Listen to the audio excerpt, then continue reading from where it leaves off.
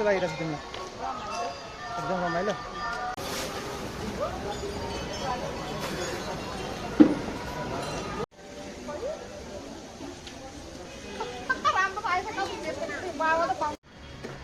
अब हामी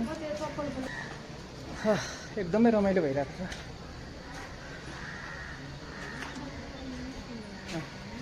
हिँड्न नसकेर एकदम थकित भएको अवस्था।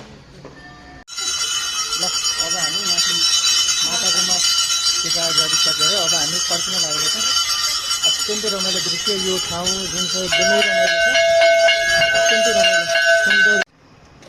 अब हामी पूजा सकि तल फर्किँदैछौँ। यो सिडीको बाटो एकदमै राम्रो छ।